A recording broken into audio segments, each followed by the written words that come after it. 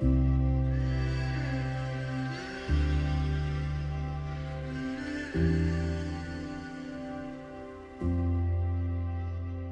but you have to start with the assumption that the transformation happens in tiny little increments, right? Tiny little increments. So I don't know if you've ever done rock climbing, but when you're rock climbing, you don't go for the farthest reach. You take the tiny little steps to get there because that's what gets you there safely and without exhaustion. And it's the same when we're parenting, is we're looking for the little wins. One little win at a time. And very often when we have complex kids, our kids need a win. And if we step in and we say, I'm going to have to take this over, we actually prevent them from the opportunity to learn, to see what they could have done well enough and where the gaps were, and to learn from that.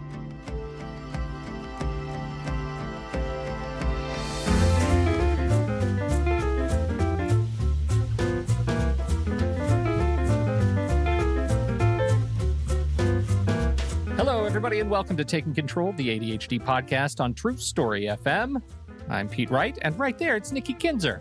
Hello, everyone. Hello, Pete. Oh, Nikki, it's a parenting show. It is. I feel like we need it. I love it.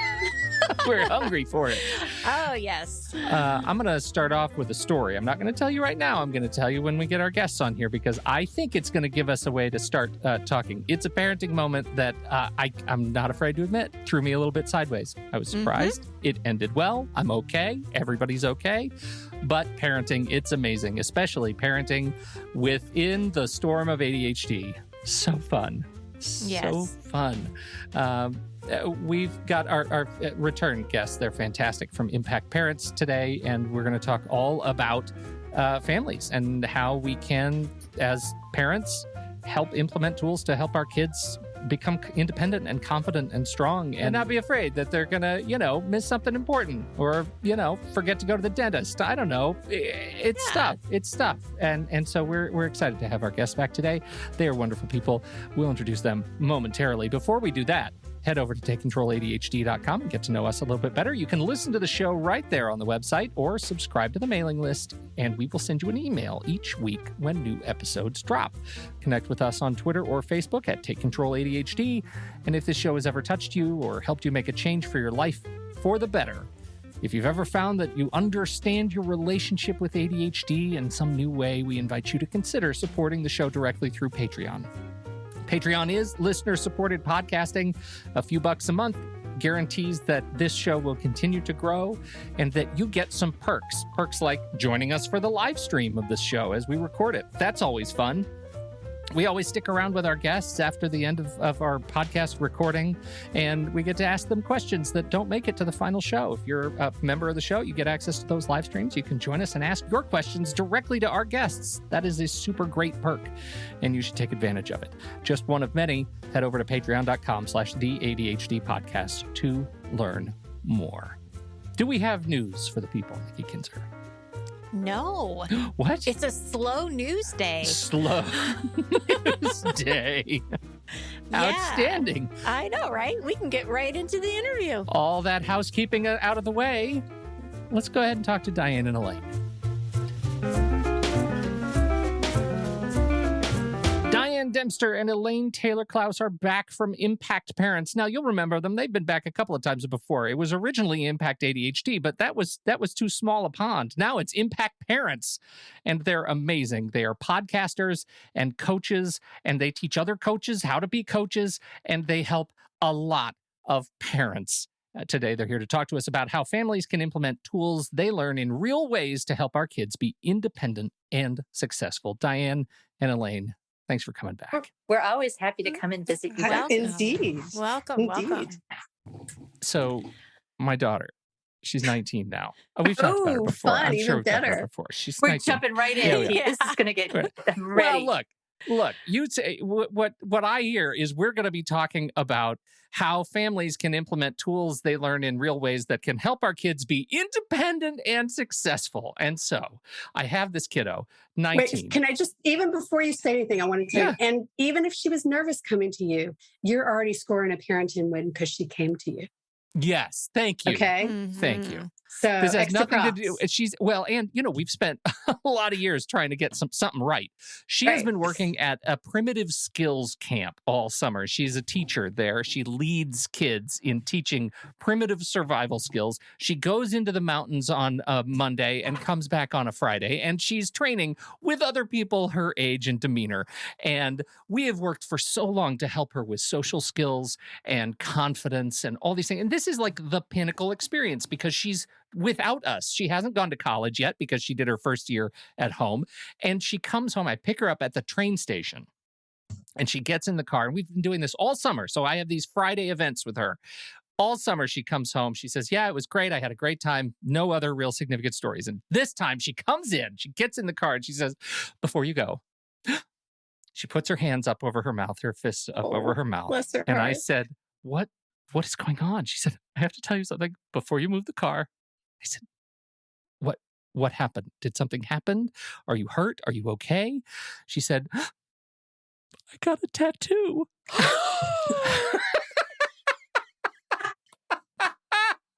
That's a primitive skill? Apparently. I don't want to know what they used to do. Well, as it It was turns out, berries and no, it's actually legit. She and one of her campmates or teachers happens to moonlight as a tattoo artist during the off season and had her whole tattoo gun and inks and everything with her. With her on the And trip. they she had her literally- kit in the woods. She right? had her kit in the van, and it was midnight, and they sat around the campfire and gave each other tattoos. And it's a lovely, just very sort of austere mountainscape with a little moon over it, and it's on the top of her foot. It's very classy. And the first thing I said was, you did it without me. Like, I kind of wanted a tattoo too. Aw. And so I feel like That's she kind of another scoped dad me. win. Look at you. Oh, goodness. It was so fun. But apparently she was not scared to talk to me at all about it. She knew that the worst thing that would come I would be mad because we didn't go together and get like matching tattoos. Right. She Yeah. was really terrified to talk to mom. And mom Of was course. also okay. Like, I feel like we did all right. It was just a sign. I was so excited to talk to you guys today because I feel like there is this sort of collective, oh my gosh, I think everything I do, I'm breaking my kid. And it turns out even when they get the tattoo, when they do things that are outside of our worldview of expectations of them, I feel like that's like they do it with grace and joy and enthusiasm. And I feel like that's kind of a win. And I really Huge just wanted to win. celebrate that with all of you I today. love that. So oftentimes if a client was coming to us with this story, we would start ticking off, okay, what were the successes? What were the wins? Mhm. Right? Mhm. So as we started, huge win, she told you. Huge Yes. win. Let's be honest, no offense to mom, but she wanted to tell you first. Yeah. Yeah. Because she wasn't as afraid of you or of your response. Right. You have enough of a relationship and connection that she knew you would kind of feel left out and disappointed. Yeah. Right. So that speaks to your relationship. Mhm. There's an authenticity. She didn't doubt it and beat around. And let's be honest, she chose a pretty meaningful tattoo for her. Mhm. So she's not just like marring her body. She actually went and did something that has a significance to her. Mhm. Right. So she's got Right. values and she's reflecting her values. Mhm. So that's what I see. Well, and you Diane, know what would that you add? I was going to say the value there, which is a great opportunity for you, and I bet you took it, Pete, was the fact that she did it with all these friends. Yeah. Right. It's just sort of, it was something they did in community together. It was this bonding moment. Mhm. It's like I had this vision of them in the woods with the drums beating in the background, and they Kinda. that sort Well, of thing, and you right? said she'd been in social skills groups along Yes. the years. Yeah. So like this was not Right. a prescribed, inauthentic experience. This was a real, as Diane said, bonding community event. Well, and the thing she celebrates most, the first picture she shows everyone is all four of their feet looking Right. down with I all get of it. their tattoos on of mountains on all of their feet. They're just Cute. different mountains, but all mountains. And to celebrate that together for them gives me my cup runneth over. Like Yeah. that is the sort of joy. Like I feel like she is a joyous punchline at the end of a, now 15-year joke of us, setup of us trying to figure out Yes. how to live How do every you- day. Yeah. Mhm. Well, so Pete, the question I want to ask is, I hear you celebrating, which is awesome. Is there part of this that you're like, holy crap? What's, is there another side of it? Is there an upset of anything? Well, upset, no. Abject terror, Yeah. absolutely. Yeah, because now it's there's so much I realize that is out of obviously, and I've realized intellectually. Wait, finish the sentence. Out of Yeah. your control. Of course.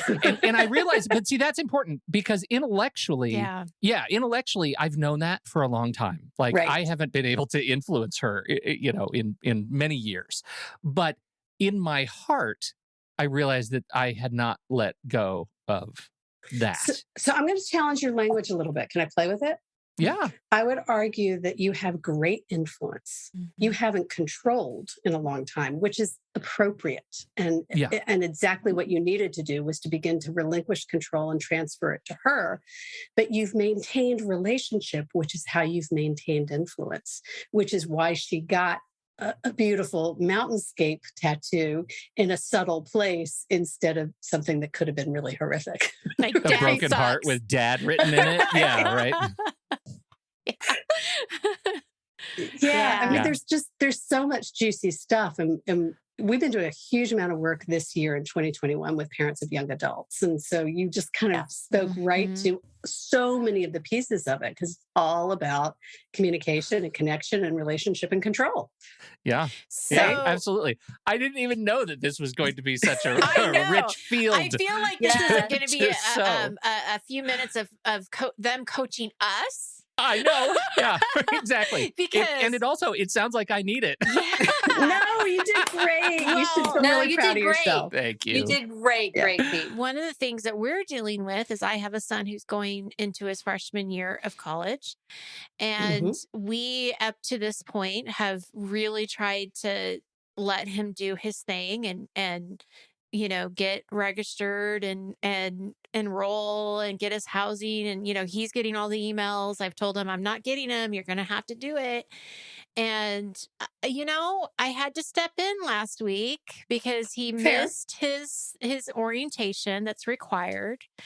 And so I had to be a little bit more aggressive with Hands-on. Yeah, hands-on. So my question is, what is too hands-on and what is okay? He needs to figure this out. So if he doesn't do it, there's this natural consequence that maybe he doesn't go to school this term, which seems really harsh, but That would be harsh. yes. So curious what you guys think. Independence. How independent should they be? But we talk about the difference between supporting versus enabling. Yeah. Right. It's this sort of fine line, right? And the challenge, and I think you're bumping up against it, Nikki, and we do workshops about this all the time, is that you know how to be in charge and you know how to let him be in charge. And the reality is what he needs right now is the space in between. And so it's that sort of, how do you step into this? Becoming independent is a process. It's not just this magic moment where it's like, okay, all of a sudden you're in college, you get to be independent now. And, too bad if you missed your deadline. I mean, there are sometimes you want to let your kids make mistakes and fail and feel the natural consequences. There are other times where it's like, the stakes are too high for you, too high for them. And you want to stay a little bit closer, but you don't want to be like all in controlling the whole thing because they want to be able to be more independent. Elaine, what would you add? So many things. So what Diane's speaking to, there's a framework we teach that there are 4 phases in parenting, right? Phase 1 is the director mode. We all start there. We're usually pretty good at it, right? We could do this for a long time. Phase 2 is collaboration. That's where we begin to share the agenda with our kid. Phase 3 is support. Now they've taken on the agenda and we're move into the support role. One of my clients this week said, so you mean I'm supposed to be the roadie? Yeah, you're the roadie at this point, right? And then phase 4 is when they're independent you're championing them independently. So as Diane said, most of our work as parents happens in collaboration and support.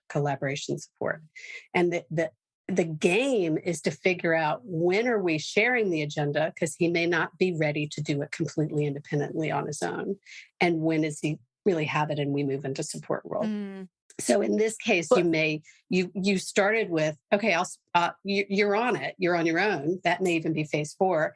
So what would it look like to move back to phase 3 to support role? Like, you're on it, and how can I help? Yeah. What do you need from me? Give me a job, so that you're still interactively engaging with him around it, so that he doesn't feel completely lost, because he doesn't really know how. He's never done this before. Right. Yeah. Right. Yeah. An important context is that it's not like all or nothing. It's not like you're always the director or always the supporter or the collaborator. It's every situation. So you may be total champion with regard to, this part of their life, but you may need to be more of a collaborator.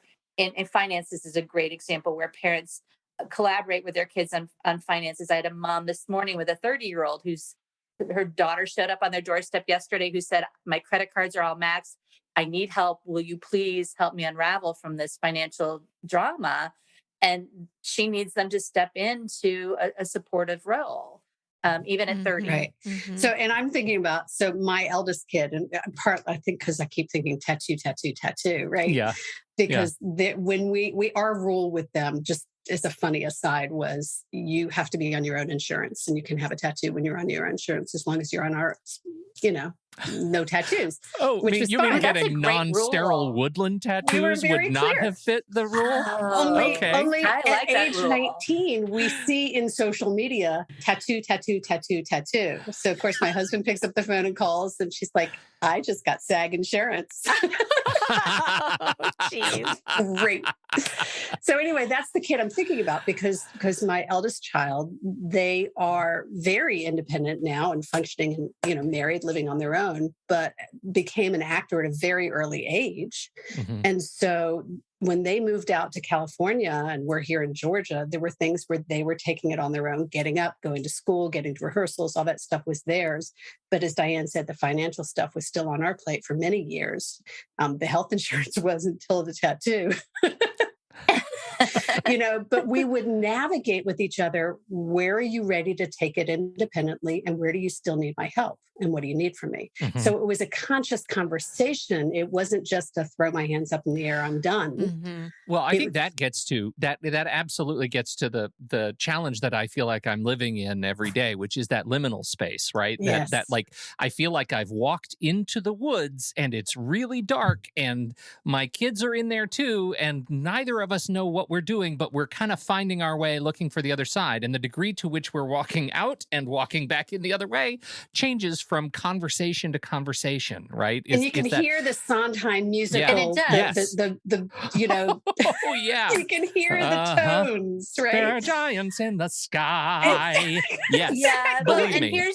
I love that. That's perfect. Yeah. So Pete, but the other piece of it that I want to highlight is that you have this amazing relationship, right? And a lot of people who are listening may be at the point with their young adult or teenager or whatever, middle schooler, where they're like at fisticuffs with each other because of this. And I would say that this is the dynamic that happens, is that the parents know the kids can't be completely independent, but the parents don't know how to do anything other than direct.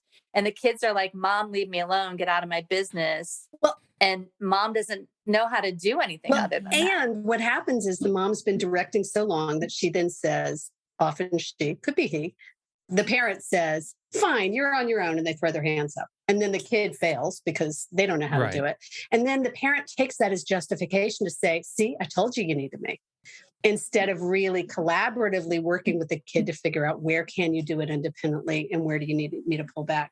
The metaphor we used to use for this a lot, I switched to the metaphor of riding of a horse, right? Handing over the reins. We used to talk about the metaphor of, passing the baton in a relay race. When you pass the baton, you make sure they have a hold of it before you let go. This is the extent of my knowledge of relay races right here. You've just gotten it. But But what happens with parents is that we don't do them one at a time. And then we throw all 10 real batons at the kids at one time and then expect And them then to they catch all them. drop and And they they say, miss the fine, good orientation. luck. You're on your own. But if we I wish can't that was do the it- Olympic sport, you guys. Like, just somebody runs and Here. throws 10 batons. Now catch as That's many pretty as much you the can. U.S. team for the last 15 years anyway. So, all right. I'm sorry. Go ahead. No, I just that if you can hold that image, our job is to give them one baton at a time Yeah. and make sure they've got it before we let go. And then they've got that one, and then we give them another one. And we just that's the job. And we do it from 7 to 27, Well, 17. Yeah. So I'm going to go back to Nikki because, like, you were talking about your son. So, what do you think? Where do you think he needed you to be? Yeah, great question. Oh boy. I don't know. I think that and I may be assuming this, and so I probably do need to talk to him more about it. I don't think he's been taught to not keep things in his head.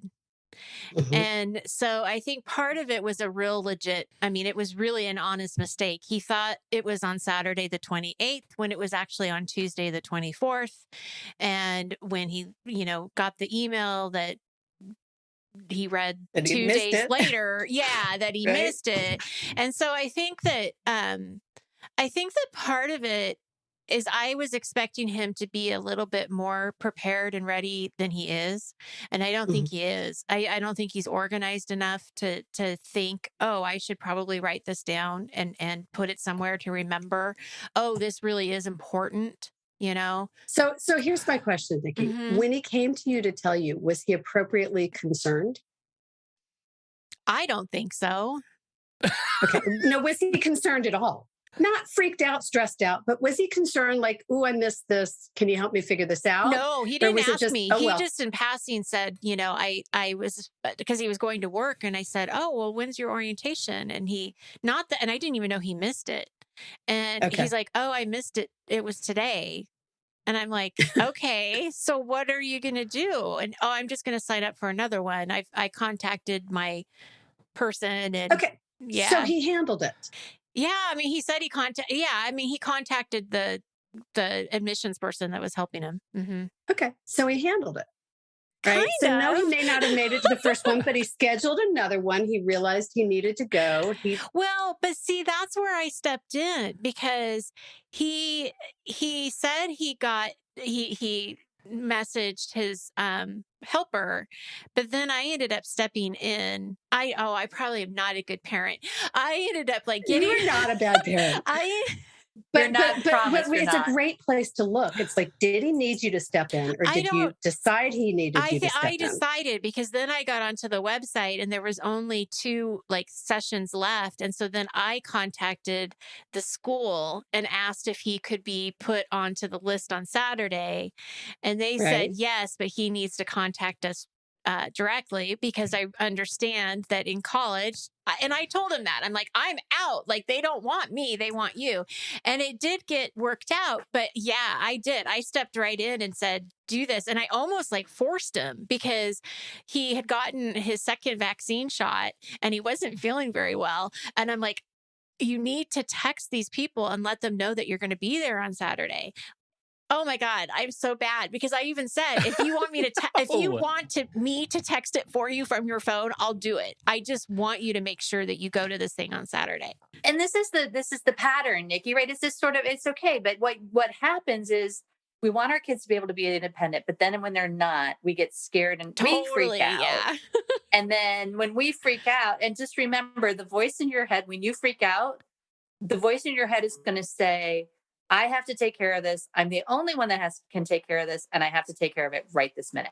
Right. It's just sort of, that's the freak out voice. And if you're acting from that, you're going to jump in. And I will not be able to rest until I get this off my list. Yes. Right. So if we were coaching around this, we might ask something like, what would the collaborative approach look like here? What would it look like once you knew what the deadline was and what the need was? How could you have still had that conversation, but done it collaboratively? instead of directively. And that's the shift. And it's very possible it could still be you sending the text from his phone, but you want him to be the one telling you to send the text from his phone instead of you saying, I'm going to send a text from your phone. I think there's a huge shift there. And I think that there's this and I don't know if this is normal or not, but there's just this lack of trust that he's going to do it. And so, then that worries me. But then I'm thinking, okay, but if he doesn't, then he's probably not ready to go to college right now. So, so what if it's not that black and white? Yeah. Because the reality is I totally that think of it. this is a kid with executive function challenges. And it's not that he's never done this before. You have to, right? He's never done this before. So if we wait until they've got all the executive function skills that they might need ever possibly for any scenario that they might come across in college before we send them out the door, we're not serving them, and we're not serving us. Okay, I got an analogy, but it's going to be off for a minute, but I promise I'll bring it back. Okay. Recent research, more Olympic analogies, please. Right? Not Olympic. Research has shown that men will only need to feel 30% qualified to apply for a job. Women need to feel 100% qualified before they're willing to apply for a job. Oh, I love this. Okay. Yeah. So it's very, very similar. He's got 30%, I got this, and you are waiting for him to hit 100%. And the truth is somewhere in the middle. Yeah. But there's like a +6 modifier for maternal instinct, right? And then you got the -6 for ADHD. So I feel like this is what I meant by that dark space that is just the uncertainty of like, I have 17 other years of being conditioned that they're going to drop the ball if I'm not right there to catch it, right? Yeah. I am conditioned to expect to have to be not just parentally collaborating, but literally like making lunch collaborating in order to make sure that things happen. And the act of letting go of that, of learning to expect more, is, I'm finding, has to be a practice, like meditation, like every practice. single day. Right? It's so hard. Yeah, it is. And the people who are listening who have kids who are younger than all of ours, right? Is just sort of, I want to talk to you for a minute, because the process of your kids becoming independent doesn't happen the day they turn 18. It starts right now, whatever age your kid is. Right now. Yeah. Right. And so if you're working on, let's say you're working on making sure they get their homework done and turned in, or you're working on making sure that they clean their room on a Saturday, or whatever it is, right? It's just sort of, you shouldn't. Wow, I just should on ourselves. But it's not enough to just focus on cleaning the room today. How do I get them to clean the room today? Because I'm going to nag, I'm going to beg, I'm going to clean, I'm going to do whatever. I also have to be focused on how do I help them to do it more independently this time, and then the next time, and then the next time. I got a story. Okay. True story. Text thread in the book. My son was going to a sleepaway leadership, whatever camp at about 16. And I've got it. I'm the best packer in the family. I don't need you. Fine. And I'm like, fine, you got it. You're on. And he gets to this camp. Fortunately, it was a camp where he still had access to a phone, where I get a text that's like, I forgot the sheets. Okay. The text thread goes on for the next 24 hours, back and forth with sheets, pillowcase, laundry bag, all these things that I'm very calmly texting back. It's like, cool. What do you want? What do you need? And when I if I get it there overnight, that's going to be $72 or whatever it was. If you give me, if it's a couple of days, then it'll only cost you $30. Right. I'll take the $30. Okay. So we're back and forth. He's being very respectful in this text exchange. Oh, yeah. And at the very last one is, could you maybe put a pillow in too? Oh, bless his heart. So he slept for a couple of nights, borrowing stuff from friends and using a sweatshirt as a pillow. And it was a fabulous lesson that I could not have scripted for him. But I had to be willing to allow him to go to camp without sheets. Yeah. And that doesn't make me a bad mom. Right? Because because the stakes were what they were. Right. And I knew it was a safe place. Right. Oh, right. yeah, And so absolutely. Diane's point is really important. College registration is different. I did take a different approach around college registration with the same kid. But whenever we can find these opportunities for them to what Diane and I call fail forward from their experiences. I love that. Fail forward. Right. What worked? What didn't work? What are you going to do differently next time? Yeah. That's. But you got to find a safe space to do that, right? And you've got to, and the other thing is that Elaine and her son had the relationship where that and the text thread is hysterical, by the way. If you ever get a chance to read it, it's really funny. And in fact, it was so funny that when I read it, when I was preparing the book, he was coming down the stairs and he heard me saying something about it like 2-3 years later. And that was even funnier because he's like, man, you really got me. Yeah. Gotcha. Yeah. I love that, the whole metaphor too. And I'm going to latch onto that because in the spirit of driving towards independence, that idea of failing forward does not stop momentum in that regard, because it's really easy for the parental vibe to step in and for me to actually halt the journey to independence and not even know I'm doing it. Yeah. Right. Fair. Great observation. Yeah. I have a question for you guys. I don't know if you find this a lot in your work or not, but what about pressure from grandparents?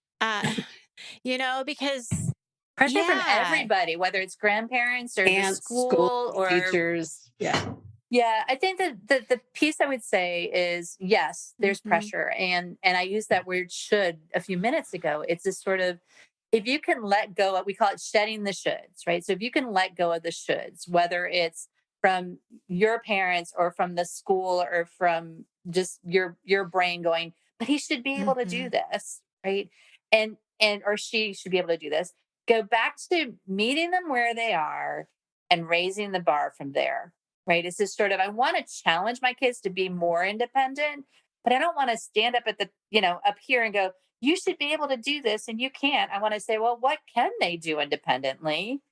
And what does a little more independent might look like, right? It's just sort of, and I think that that's the piece of it, is that we don't look for the baby steps as parents.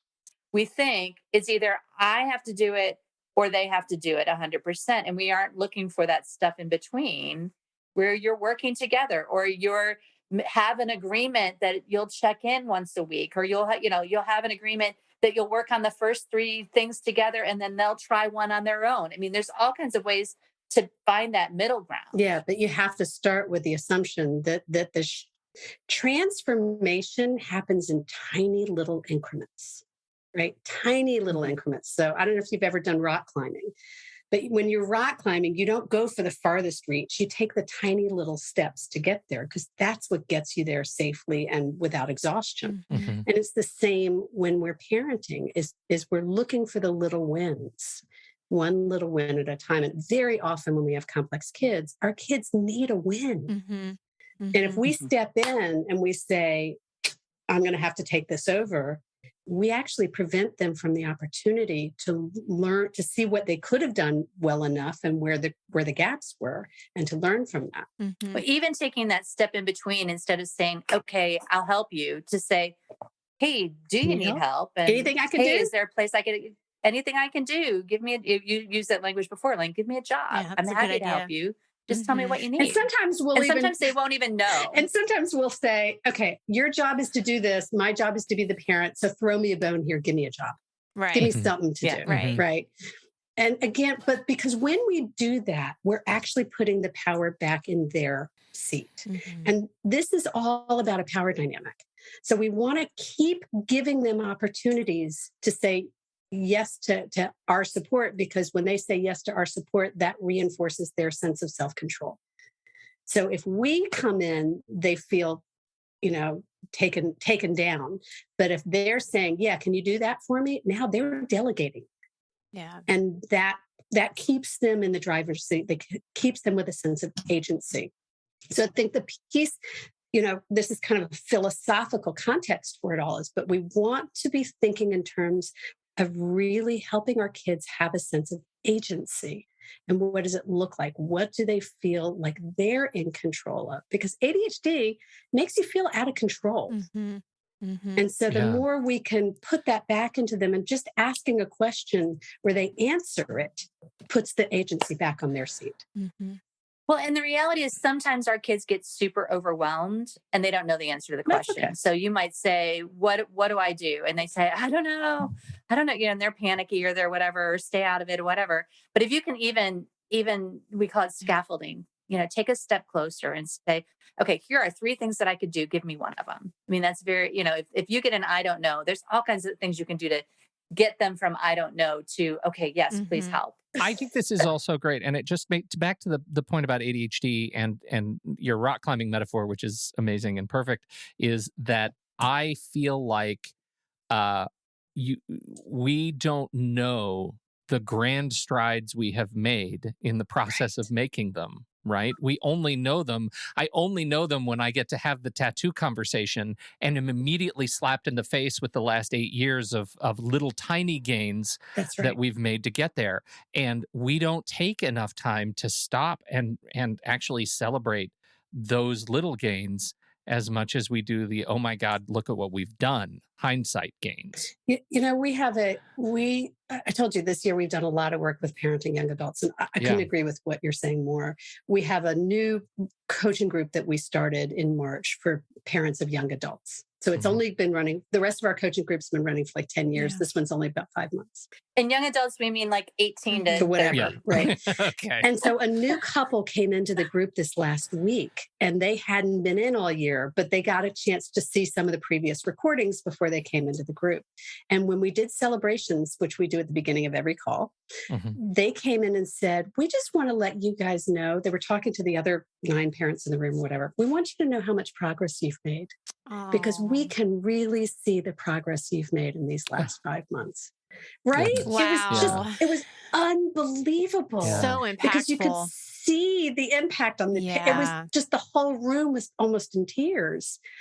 The Zoom room, right? Right. But at the end of the day, part of what coaching is about is slowing down and pausing and giving ourselves a chance to see what is working instead of just scooting through it. Well, and the important piece in what you were just saying is that it takes time. And a lot of times, because we talk about taking the marathon view, and because we're so anxious to get it fixed right now, because we're all upset and urgent and that stuff we talked about earlier, we don't notice that over time it is getting better. Even though it's not fixed completely, it is getting better than it was. Yeah. Oh, 100%. That is absolutely the case. This whole idea that, at the next turn, there's going to be failure might always be in the back of my mind. Never unintentionally is it around the next corner, there's going to be success, right? Like, I'm not conditioned to expect it. It is work to expect awesome every day. Right. Well, and what if it's not about expecting awesome, but what if it's like, oh, wait, maybe this is that time that they'll get it. Yeah. It's that sort of, if you can change that, shift that just a little bit, Pete, and be willing to consider that it might work instead of being convinced that it won't. Well, I think you and I are saying the same thing. For me, awesome is it might work. But you also have to be able to paint the vision, right? Yeah. You have to see what the next incarnation of awesome looks like, because we have this tendency. So we see this a lot with parents of middle school kids, and we start catastrophizing because this kid's not going to be able to take care of an apartment when they're 25. And they're 12. That's true, but they're only 12. And they're 12. Right? Yeah. They're only 12. Right. So getting a realistic vision of what's next, what the next step is for them, what that next increment is part of a lot of our work is shifting expectations. This is the ADHD problem, though. I mean, my perspective is always projecting the crap I don't trust about myself. Of course. Right? I'm already conditioned not to expect myself to be able to see around that next quarter at all, let alone expect awesome. Yeah. Right. Well, and it's interesting I'm with you. because, with my experience, I think my issue is I was only looking at it from my perspective and what I know and my knowledge, and not really looking at it from his with what he doesn't know, because why would he know? He's never been to college. He's never had to do these things. But when you said the 30%, it totally makes sense, because in his mind, he's got it taken care of because he's met every single deadline that he's had to make. You know, he's on his way. It's just really enlightening. Okay. So here's my number one tool for parents of young adults. Ready? One question. It's the only question you need, other than, having a good relationship and all that other stuff. Ready? How do you want me to handle it when? How do you want me to handle it when registration is, I know that there's a registration coming and I'm worried that you might miss a deadline. What would you like me to do? So remember, going back to that sense of putting the agency back on them. How do you want me to handle it when you ask me to wake you up in the morning, but when I come in, you shoo me away? How do you want me to handle it when I know you're going to be late for work today because you haven't gotten out of bed yet? Whatever it is, when we ask that question, we call it designing. When we design with our kids and give them permission to direct us in how to support them, then we've got not only the connection and the communication and, a great vibe going there, but you actually know how they want you. Like I had a kid at one point who literally asked us to get a spray bottle for water to get them out of bed in the morning. And one of my favorite stories of all times was this noise, and I go upstairs and my husband has got my kid by the ankle, who's got the bed by the leg, and they're scraping across the floor of the bed, the kid, and everybody's cracking up. Yeah. We had permission. We did not go into that room with a spray bottle of water because it was our idea. Right. So Yeah. the caution I want to add to what you're saying, Elaine, is that if you're like Nikki and you're worried that your kid is going to screw up and you say, how should I handle it when you screw don't up? do that. It might get a little defensive. So I won't do that. let's just you want to give them a chance to make it work. And if it doesn't work, then say, hey, if this happens, which it might. Well, and I can kind of see that again. happening, or that question being used even with younger, high school and middle school kids too, because, especially absolutely. with like consequences or whatever you want to call them, like, maybe they got a poor grade or they did something. I remember asking, like, well, what do you think is fair? What do you think about this? And really, it is amazing because, like, especially with my son, if he did something wrong and he knew he did something wrong, he would take full responsibility. And probably put a more punitive response than you would Totally. most of the time. And when he didn't think he was wrong, he would fight, which always made me think, okay, I'm not getting the full story, because he was so adamant that he had a reason or whatever. But yeah, it is interesting to hear what they're thinking and saying. But that would be the secondary question. The first one is how do you want me to handle it? The second one is, what's in it for them?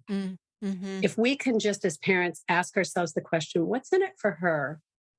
Like, because she's not going to do this because we think it's good for her to eat healthy right now so that she grows up and doesn't, right. That's not really, we know that's good for her, but that's not what's in it for her. Right. So if we can ask ourselves that question, it really helps us take their lens. Well, and we talked about this earlier, Elaine, but about agenda, right? And a lot of times as parents, we want our kids to want what we want. We want them to clean their room because it's a good thing to clean their room. Because they think it's a good idea. They want them to agree with us.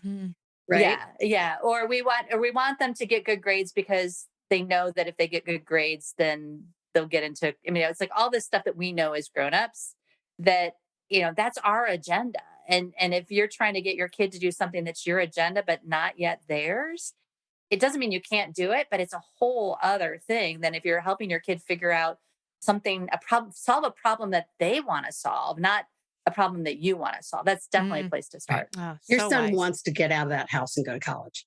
So that's a problem he wants to solve. Yeah. Right. It's true. Yep. It's true. Wow. This is so helpful. Thank you guys so much. It's so fun to have like real life examples right now. I didn't see that coming at all. I stand relieved. That was amazing. I I want them to give, or I want you guys to have some time to talk about your coaching programs, because I know the Sanity School has been around for a long, long time. You have other things that are going on. What is it that you do? How do you help people? What do our listeners need to know? So we do virtual training and coaching and support for parents. And we do that for parents of what we call complex kids. So complex kids struggle with life or learning. It's that simple. They may be 3, they may be 33, but they're struggling typically with some executive function challenges, whether it's ADHD, autism, anxiety, you name it. There's lots of things that kind of cause executive function challenges. And recommended treatment in that instance is something called behavior training, behavior therapy. And that's really about helping the parents, training the parents to create an environment where the kids can actually change their behaviors. So what we do is train parents, and we coach parents so that they can take that information and actually make it practical and sustainable. And we also provide a supportive community environment. We created Sanity School because we realized that our parents in our coaching program were still missing the foundational training. And by that, I'm not talking about information. It's not information about what is ADHD or anxiety or learning disabilities, but it's the context of what's happening with these complex kids and what's the environment that they need to set them up to be successful, which is really what we've been talking about all day, right? And so we created Sanity School. The secret of Sanity School is what we're really doing is training parents in coaching skills. We're not training them to become coaches, but we're teaching them a whole ton of foundational coaching skills to help them improve the way they interact with and communicate with their kids, to help them improve their relationship dynamics, to help them understand the value of that, to help them calm themselves down so that they can build trust and be in relationship with their kids. And ultimately so that they can help their kids to become more independent, which is exactly what we've been talking about today. And so it starts with this foundational, with shifting the communication patterns. And then once we get parents through the training in Sanity School, then we often move them into group coaching or private coaching where they can start to practice. Mm-hmm. But one of the things Diane and I have figured out in the last couple of years is that information is not enough. Yeah. And so often a kid gets diagnosed and the parent gets referred to, CHAD or NRC or wherever they get sent. Great resources. Right. They're all information. Yep.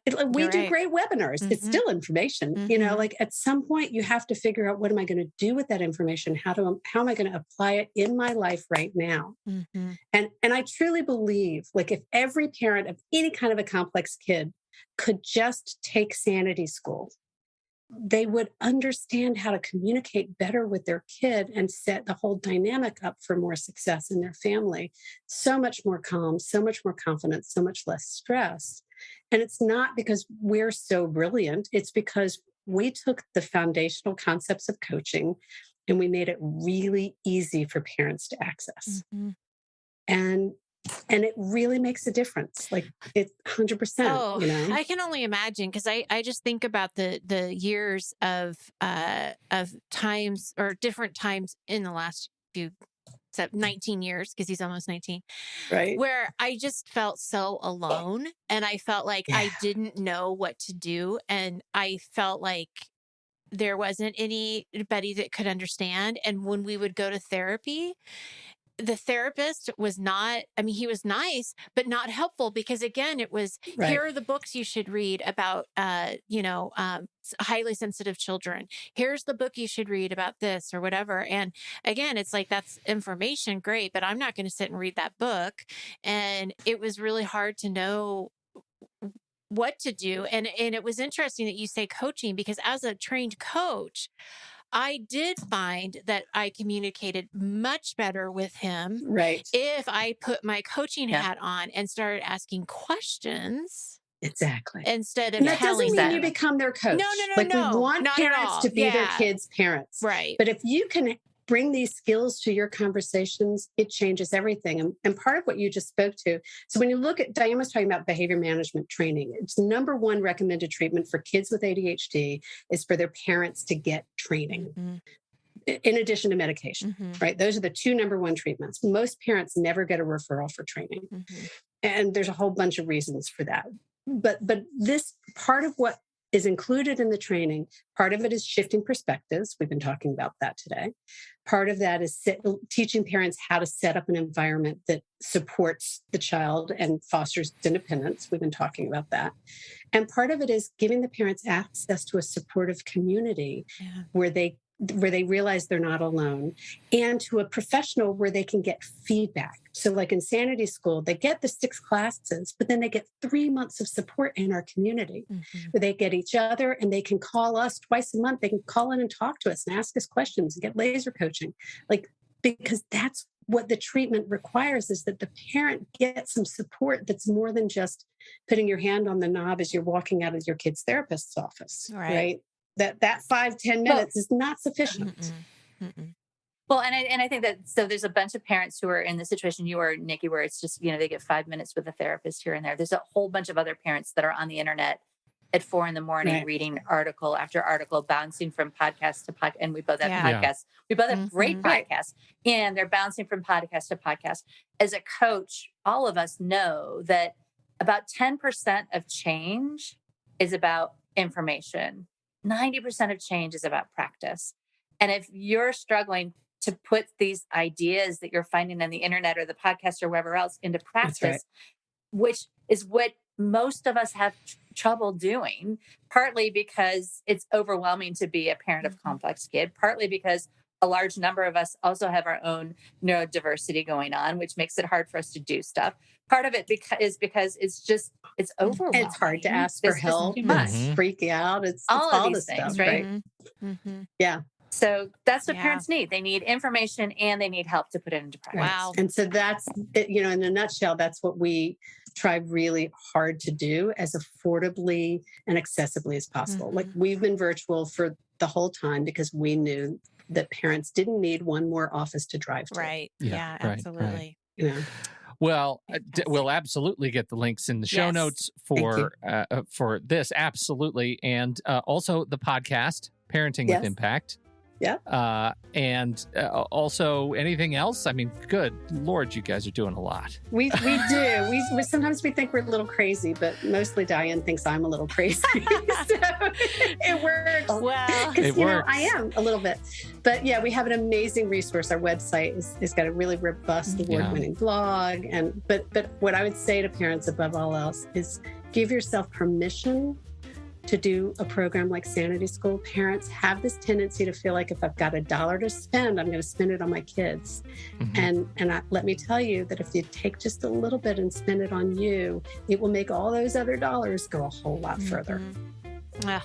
Well, I just want to say thank you perfect. very much. I mean, just thank you for doing what you guys do, because this is something that is so needed. And there's not a lot of resources out there where parents can go and get this kind of support. And thank you, both of you, for what you do. You're welcome. Thank you for that acknowledgement. I appreciate it. Thank you, everybody, for hanging out with us and listening to the show and downloading the show. We sure appreciate your time and your attention. If you have something to contribute to the conversation and you weren't able to catch the live stream, make sure you head over to the Show Talk channel in the Discord server, and you can join us right there by becoming a supporting member at the deluxe level. On behalf of the wonderful Diane Dempster and Elaine Taylor-Klaus, and of course, Nikki Kinzer, I'm Pete Wright, and we'll catch you next time right here on Taking Control, the ADHD podcast.